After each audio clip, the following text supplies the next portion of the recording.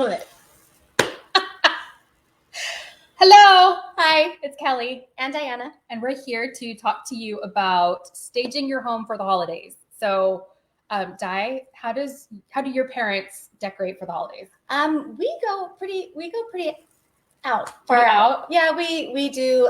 We have a nativity. We have the Christmas tree with all the ornaments that we've collected over the years. I like to, anytime I go on a trip, I usually make an ornament that commemorates that trip. You even have some ornaments that from trips that we've gone on. I do. It's a sand ornament. It's awesome. Has little turtles in it. Yeah. Then we have like the Christmas village. We have lights on windows and quite a bit of stuff. We decorate the outside and lights. So the opposite of how I grew up. So like my mom is not like the Grinch. She's not like Grinch level. She's more like Ebenezer Scrooge. She's more like Christmas. Meh. So we had an elf door hanger that was like this felt elf hanging off the doorknob. That's all I knew. It was like, yay, Christmas. And we get like a Christmas tree, like, I don't know, like a couple days to a week before Christmas. Oh no. We verge on the side of I wouldn't say tacky. It's pretty tastefully done, but I'd have to say my least favorite is when you open the door, we have bells that actually play a really irritating little song when you open the door. It's that ended up being my grand rebellion. Was like other kids get tattoos and have like a goth phase.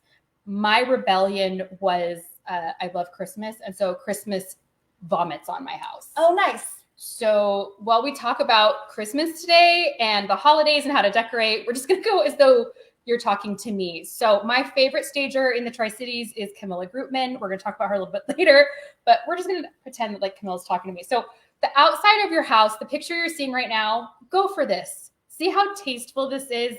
It's accenting the gables of the house. It's accenting the archway. It's accenting the nice landscaping. Very simple, not drawing away any characteristics of the home. So those nice white lights. White lights. You could even go with like we have some beautiful ones over in my neighborhood that they've done that red and white alternating. It's beautiful. But here's what not to do. Don't be a Clark Griswold. Yeah, that's a no. that might be a little over the top. That's a hard pass. That's a stop it. Your realtor is going to shake you a little bit to let you know, knock it off. Not only is your energy bill going to be through the roof, but people walking into this house, they're going to see nothing but lights, stars, and that archway. And they don't even know what your house looks like under all that. They don't know if that garage is going to be tall enough to fit their truck. Yeah, so stick with the simple. Avoid this situation. Let your house shine, not the lights. Yes, let your house shine. The one exception I will say to this, because usually, particularly when your home is for sale, I'm anti blow up, those big blow up things. Oh, yeah. Okay. I love them personally because I am tacky, but for selling your home, don't do it. My photographer will kill you. But I do love when they have the blow up Grinch and there's like a small chain of lights and the Grinch is like pulling them off. Okay, that's minimalist. Done right. Point is across. So like that, don't do this. So this second part, see how really nice. These are obviously dormant pots. I love gardening, so I have little dormant pots outside. Instead of putting up my life-size nativity that I got at Craft Warehouse, I love it. I don't care what anybody says. You can call me tacky all day long. I have wanted that life-size nativity since I was a kid. But we're trying to neutralize your house. We want it to appeal to the most people. We don't want them to walk up and go, this lady's crazy. So make sure to do something very neutral on the exterior. And that neutrality extends to the inside. So what does your Christmas tree look like? I love my Christmas tree. Okay. It's a little eclectic. Okay. It's a lot. Yeah, my Christmas tree is eclectic is a nice word. That would be a really tame word. Well, it has I'm a mom. It has ornaments from my kids and that they've made over the years, and It also has ornaments that my grandfather bought. Like it's right. I have ornaments from my grandmother's first tree when she was first married. right. I have macaroni ornaments for my kids. We have the little wood ornaments that have their pictures in it. We have all of our travel ornaments, which are mostly Disney because we're dorks. This year we have a teething puppy, which I don't know if anybody has ever experienced a large breed teething puppy, but that means that our tree is decorated kind of like you have a toddler, in that it's like waist height up, just so she doesn't It's chew. fair from about 3 feet. Yes. But if we were to sell our home, I would put all of that away. And go for something more like we have in this picture here. See how this picture, you've got the tree in the corner. It's festive. It shows that this is Christmas. It's beautiful, but it's not overwhelming the room. You're not paying attention to the quirky sand ornament that has the, what do we have? Diana made me this awesome ornament from sand from Mexico when we went to Mexico. And it has, what all does it have in it, Di? It has sand, and it has seashells from Mexico. And then I found these really great little mini turtles. It's a little mini turtle that I put in there because we actually saw that turtle. Yeah. On the beach in Mexico. When you have something that's very neutral like this, you don't run the risk of, a 6-year-old going, that looks really cool, I want to shake it. Yeah. The kids who are with their parents looking at home, they're not going to be distracted by that. And it's not going to distract from the overall look of the room. Anyway, so the next one is use your holiday decor to accent the awesome parts of your home. Like, for example, in this picture, we've got a great garland going up this beautiful stairway that draws attention to the entryway, draws attention to that beautiful woodwork and ironwork. That wrapped staircase that goes around. In fact, one of my favorite homes that I sold here in the Tri-Cities years and years ago, the couple walked in and said, oh my gosh, the Christmas tree is going to look amazing in here because it had a huge vaulted ceiling. So if you have a vaulted ceiling, get a tree that's going to accent that, but isn't going to be so wide that it overwhelms the room. Another one, when we're here by the cozy fireplace, if you have a fireplace, number one, if it's gas, turn it on. It makes the whole room feel warmer and cozier, but also do a nice, holiday scape across your mantle. It draws attention to it. And hang those stockings. Yes. It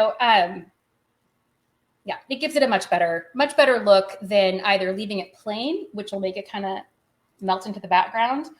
Maybe don't hang those stockings that you made for your children when they were little or the ones that you got free from your vet's office for your dog. No, but go to Target, get yourself some coordinating stockings without the names, and just very simple. Keep it simple, keep it classy. Simple, classy, and also unpersonalized. That's why you don't want to have anything with your names on it. So the next thing I would say is use entertaining spaces. So if you have a beautiful dining room, and not a lot of homes these days have formal dining rooms, but if you have a formal dining room, set it up for a dinner party. Set out the beautiful chargers, put out your nice china, make a nice runner. This gives folks the idea of, oh, this space is for gathering. It again brings that cozy ambiance. Another one is, I have a huge island. My island is like 5 by 8. And if I were going to stage that, I would probably put, in fact, I think the next picture is these really nice glass canisters of treats to set out, again, to show that this is a place where people gather. Right. And then the potential buyers can actually feel themselves entertaining and having those parties and those guests over and want to make that their home. Yeah, because that's the number one thing you want to do when you're marketing your home, is that it's no longer a home, actually. Now it's a house. So we want it to appeal to the broadest amount of people, but we also want to create an ambiance that they can envision themselves actually living there. So those are the things I would do, is stage that place. So number 5 on our list is no clutter. So Camilla, my favorite, she says, take off a layer of decor and then take off another layer. So again, Lego fan here. This means I can't put out my winter village. For all of my other Lego fans, Modular Moira, look me up. I'm on all the Lego things. I'm going to have to put away that winter village. I'm going to have to put away all of my personal pictures that I put up from holidays past, really, really depersonalize Everything. because when I have all of those Legos out on a buffet, that's where I keep them. It's going to show a lot better to have just a nice holiday runner over that buffet than it is to have, a Lego train station and Santa and the toy shop and all of the other things that we that we put up there. By we, I mean me. You. Diana's a little too classy for that. I'm not too classy. I just don't have the space. That's right. That's fair. Yeah. And so my poor mother comes over to my house and she's like, Kelly, why? It's just, to her, I'm like complicating the holiday. And I'm like, what do you mean? I've only spent 20 hours decorating. This is amazing. I'm the version of the first listing appointment I ever went on when I was like a baby agent in 2005. I walked to the house, the carpet was royal blue. And when I walked into the family room, there was this mural of geese over a wheat field at sunset. And I tried to have the conversation of, we need to neutralize your home to appeal to the largest audience. To which she said, who would not love these geese? It's so majestic. It is. That's how I feel about my house. Who would not love these geese? They're so majestic. I put a red bow on them. They're holiday geese now. Yes. They truly are. That's the only other decoration my mom would have so we'd have the elf hanging off the doorknob.